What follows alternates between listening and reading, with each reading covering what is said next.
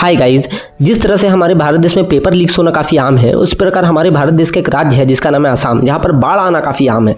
यहाँ पर लगभग हर साल बाढ़ आती है और उस बाढ़ की वजह से हजारों लोगों की जानें चली जाती है, लाखों करोड़ का इंफ्रास्ट्रक्चर बर्बाद हो जाता है और हर साल लगभग लाखों लोगों को विस्थापन करके दूसरी जगह पर ले जाना पड़ता है। तो आखिर ऐसा क्या रीज़न है जो यहाँ पर हर साल बाढ़ आती है? क्या ये मानव निर्मित कुछ रीजन्स है या ये नेचुरल कैलेमिटी है? आज की वीडियो में इसका विश्लेषण हम लोग करेंगे। आइए सबसे पहले हम लोग असम का ज्योग्राफी को समझ लेते हैं। असम हमारा नॉर्थ ईस्ट का एक स्टेट है जिसके आसपास में अरुणाचल प्रदेश, मेघालय और नागालैंड जैसे स्टेट्स पड़ती है और इसके बीच से यानी असम के बीच से ब्रह्मपुत्र नदी बहती है। ब्रह्मपुत्र नदी का ओरिजिनेशन तिब्बत से होता है। तो आइए सबसे पहले ये भी समझ लेते हैं कि ये एरिया कहाँ पर है, तिब्बत कहाँ पर है। तो देखिए हमारे हिमालय को 4 हिस्सों में बांटा गया है। सबसे पहले अपर हिमालय यानी कि जो सबसे ऊपर वाला हिमालय जिसको ट्रांस हिमालय कहा जाता है। उसके बाद उसके नीचे आ जाता है हिमाद्री, उसके नीचे आ जाता है हिमाचल और उसके नीचे आ जाता है शिवालिक। तो जो ट्रांस हिमालय वाला भाग है वहाँ पर तिब्बत और ये सारी एरियाज आती हैं। जो हमारा हिमाद्री वाला भाग है वहाँ पर आपको माउंट एवरेस्ट, कंचनजंगा जैसे हाई पीक्स देखने को मिलेंगी।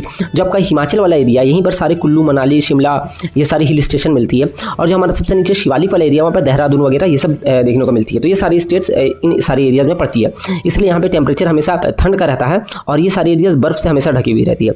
अब समझते हैं ब्रह्मपुत्र नदी कहाँ से निकलती है। ब्रह्मपुत्र नदी अंशी ग्लेशियर से निकलती है जो कि आपका मानसरोवर लेक के पास है तिब्बत में। तिब्बत में निकलने के बाद ये सबसे पहले अरुणाचल प्रदेश जाती है। जब ये अरुणाचल प्रदेश की ओर जा रही है तो आपको समझना होगा असम से तिब्बत की अगर आप हाइट देखेंगे ना स्ट्रेट में तो लगभग 5 किलोमीटर हाइट पर है। मतलब जहां से ये नदी निकलती है वो असम से 5 किलोमीटर की ग्रेडियंट से निकल रही है और उसके बाद फिर वो अरुणाचल प्रदेश जाती है।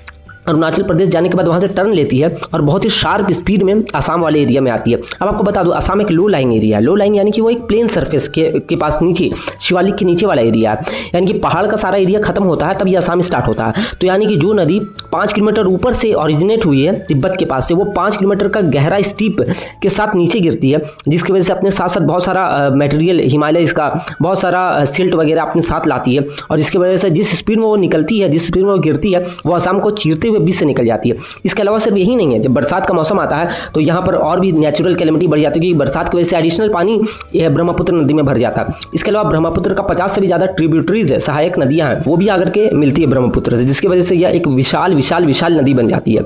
इसके बाद वो असम को चीरते हुए बीच से निकलती है, जिसकी वजह से असम में हर साल बाढ़ आती है। ये तो होगी नेचुरल रीजन जिसपे हम शायद ज्यादा कुछ नहीं कर सकते, लेकिन एक ह्यूमन इंड्यूस्ड रीजन भी है।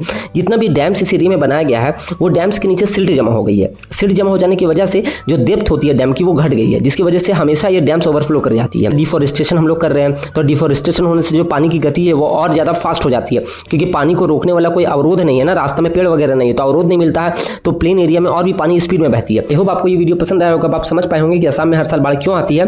अगर आपको वीडियो पसंद आया तो वीडियो को लाइक करें, शेयर करें